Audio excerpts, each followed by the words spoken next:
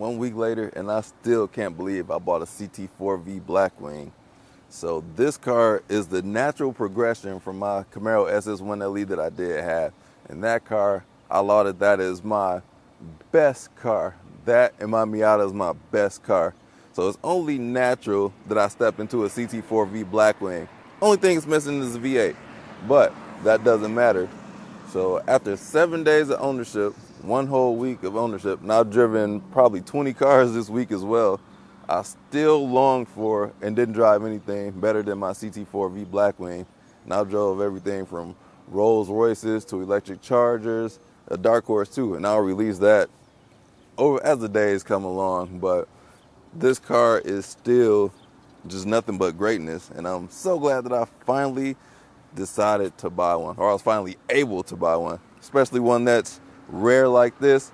And it's not even just the rarity, because I was going to get a base model, because one thing I noticed with these seats, actually I'm going to just talk about what it's been like for this first week of ownership. So come on in, let's get the camera off the tripod, let's take a look on the inside, outside, and see what we're talking about. Let's make things a little bit interesting. I'm going to give you guys 24 hours upon this video releasing for you guys to tell me where this Radio Shack is located. I'll give you a free hoodie. Got to be a size small to 2X. That's all I got. But first person to drop a comment, I'll send it to you. Just DM me on Instagram or send me an email at qthechaotic@gmail.com. On to my first week with it. So got a lot of impressions from other people. They just love the car. I personally love the car. A lot of people in these mirror caps, it is polarizing. I personally I'm starting to like the mirror caps. It's just the vinyl down below that kind of throw things off. So thinking about getting the wrap already, but I don't know what color can match the inside and outside, because black, red, white would definitely match, maybe gray, but those are kind of plain. I want something like that.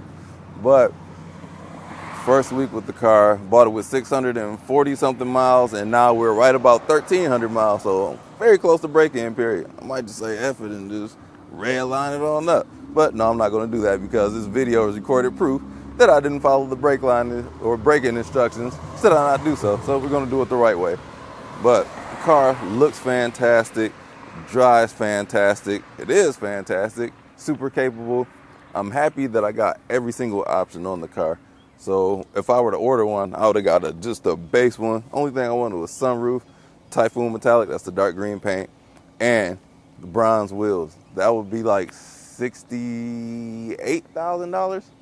This car was $89,000, so it's a lot more pricey, but it has everything I want and some of the things I don't want, like vinyl stickers. The front is aggressive. I love my cars looking very aggressive, especially with these dye planes, the front splitter, and it's all carbon fiber. It makes for lovely looks of it.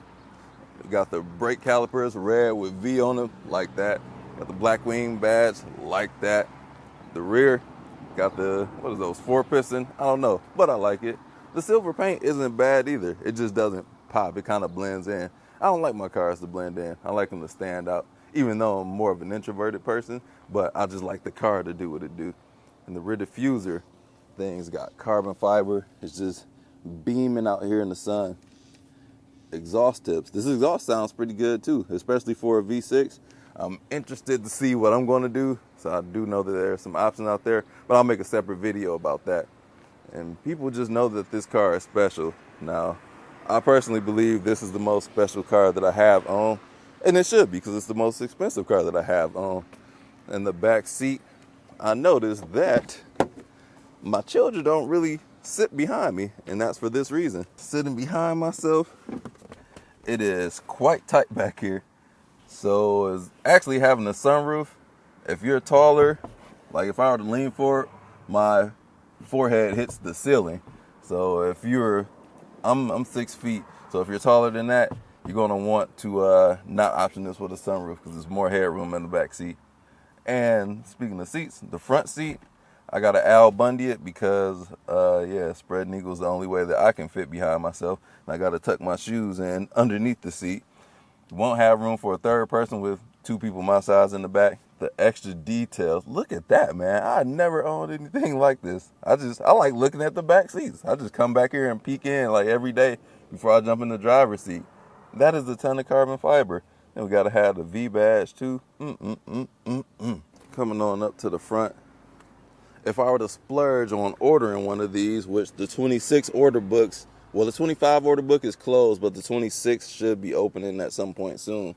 I would order it like green on the outside, the tan interior seats, so green and tan with the bronze wheels.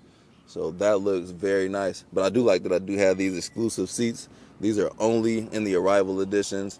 Got like the gray piping, red and black. And these are heated, cooled, and massaging. Those are upgraded seats, and they're like $4,600 when you option them individually. Up front, it's more comfortable. Very simplistic with the display, very small. Like the cluster is bigger than the infotainment screen. That's okay. Well, that's what I tell myself to justify it. We have this plaque down here. Can somebody please let me know what these numbers mean? So I looked at other model years and I see 56 dash something in front of that. Do I have the 21st example of this? What is this? I got 56 dash 1021. What that mean? I like that it tells me that my phone is left on the wireless charger. Sometimes, not every time, because I still left my phone in here yesterday because it didn't let me know when I got out. And more carbon fiber. And huge shout out to the Topher. He gifted me with one of these. He went to a Cadillac event, so this is now my POV driving hat. It actually fits, because if you know me, you know my head is abnormally large, and I have a lot of hair, so it's very difficult to get a hat that fits. So now I got this Cadillac V hat from the Topher. Thank you very much, dude. Now I want to talk about how it drives, and what better way to do that than to freaking drive the thing, so let's do it. As always, buckle up for safety, and give it a start. Engine is warm, and when it's from a cold start, I get a different animation display. Turn that down. I do have PDR. Got to get my SD card for here. So one thing that I do with this car that I didn't do with the Camaro, I use the e-brake, which is on the left side of the steering wheel. That definitely takes some getting used to. Thankfully, it's kind of up there on its own. That's where the SD card goes. I used to leave the Camaro in gear, but now I just started using my e-brake. I don't know why I started doing that. Let me know if you just leave your car in gear or use the e-brake, or if some people do both. Let me know. This exhaust sounds right once it's warmed up. Let me give it a few revs.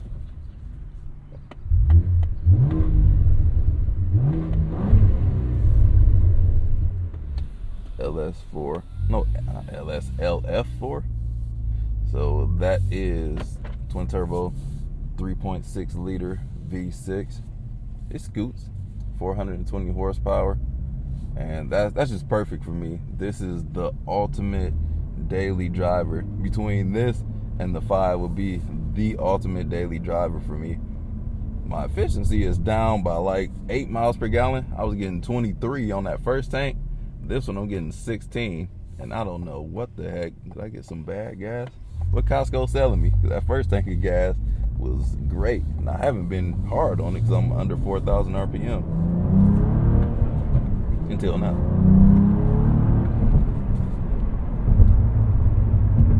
Makes some good sounds. The exhaust has character. So as good as this car looks, it drives even better. Shout out to Robbie for this route. So I got it in my mode, which is going to be set up for, what do I got set up? Most aggressive engine setting, soft suspension, soft steering. That's kind of it.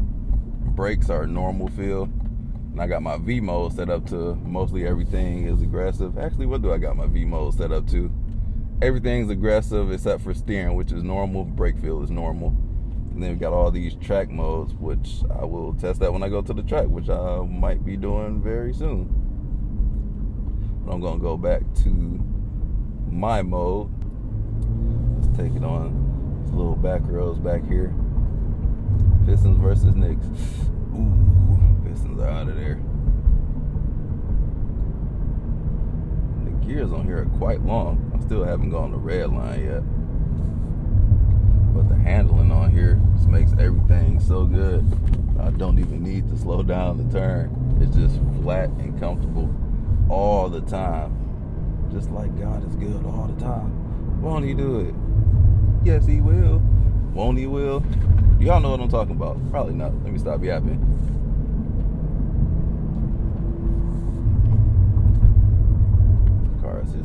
to turn. So this is why I buy cars like this. I don't do it for straight line speed.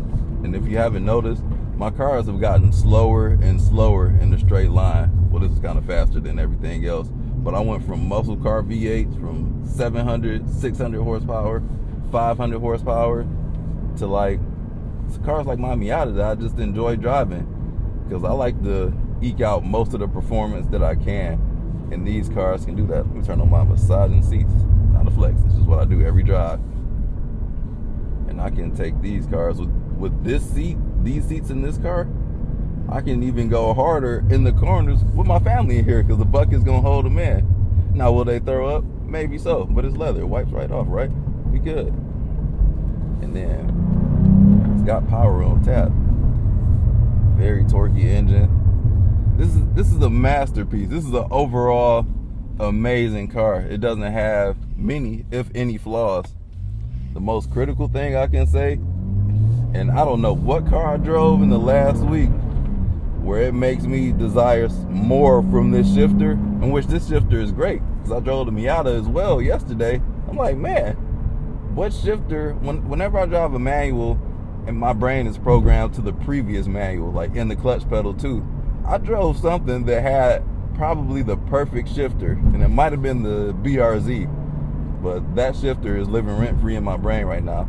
But this is it is a notch below excellent, because sometimes it gets a little imperfect, because it didn't go in the gear like once that I shifted it. I'm like, oh no, this can't be. My gear shifters have to be perfect. As you know from the WRX, I am highly critical on my shifters.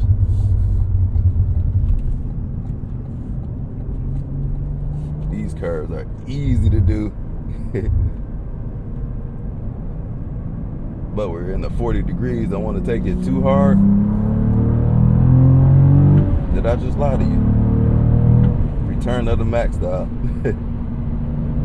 But so I can slowly ease it up to like 5,000 RPM. We're so close to being done with break-in period.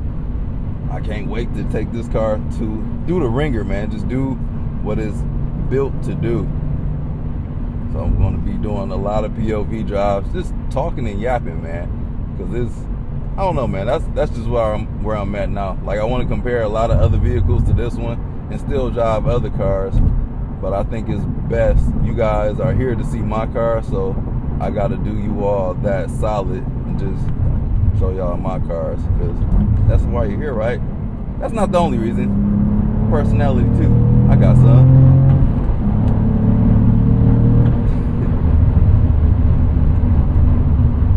And this, man, with all the canards and dive planes, the car just feels planted the whole time. Like, this is a race car, but it's still a luxury car. And some people might point out the cheapness in here. You can see some cheap things where they did some cost savings, but through and through, this car is the total package. I can forgive like the plastic on these pockets on the door. Like, I'm not putting anything down there anyway, but napkins whenever I need to blow my nose. But on the highway, it's great. Another thing, I'm talking to y'all in the comments, the manuals from GM don't come with adaptive cruise control, and that's weird to me because... Watch out, vehicle on shoulder ahead. Pardon the interruption. The Subaru had adaptive cruise control with the manual. My Integra Type S did. My Integra A-Spec did. Did I have anything else? A Honda Civic Sport for like $27,000 came with that. But this car does not. I don't know what GM's deal is. They probably want to do about Super Cruise. Manufacturers do that. So let me test out cruise control real quick to show y'all what it does, because I personally think it's a little weird. And my Blazer RS did this as well. So it's a little green icon with a car on it. And once I get close to another car, it'll turn yellow, and I don't have the gauze to make it turn red. So it's yellow now. It's not gonna slow down, so it's not adaptive cruise. But it has the following distance. It'll show you like long, medium, or short. You can do that, but it's not gonna slow the car down, so that's kind of pointless. Like, if you're looking down at there, just freaking look up and see you're about to run into something. I don't need an amber telltale or LED just to let me know I'm about to run into somebody when I can just look up and see I'm about to run into somebody. I think it doesn't take much to make adaptive cruise control in here. It's got every other module. I got massaging seats for crying out loud. Did I not press the button all the way? Yeah, I did. Got ventilated seats too. But this car, this is my 30th car. Not sure I said that. I probably said it like 5 times since that came out of my mouth. But this is where my journey led me to. I finally got to weed through everything I love about cars, what I don't like about cars, and I ended up in the CT4V Blackwing. And I don't see anything else replacing this probably ever, unless it's a CT5V Blackwing. That's the only car that I can see myself replacing this with, because this has everything that I do want, minus adaptive cruise control. But I rarely use that, only on road trips, in which I only use that so I can like eat and drink while I'm driving. Not alcohol, don't do that, but just Gatorades and water. So that's what it's been like in this week of driving the CT4V Blackwing. It's a world-class car. There's competitors out there that do many things well. They might be more luxurious, have more power, higher tunability, but do they have the manual? And if it does have the manual, it's worse. And I know what car you're thinking about. Yeah, I know B58 guys. What they got, the BMW boys. Like, yeah, those cars are nice as well. I'm not here to poo on anybody else's car that they do love. I'm just here to shine light on this car. While I personally bought it, I could have bought an M3, M4, any of those cars, but this car spoke to me the most, and this is the one for me. So drop a comment, let me know what you think. Hope you guys enjoyed this content that I'm putting out here. I'm trying to focus more on this. If you got any video suggestions, drop a comment, let me know. And that's all I gotta say about that, guys. Okay, thanks, bye.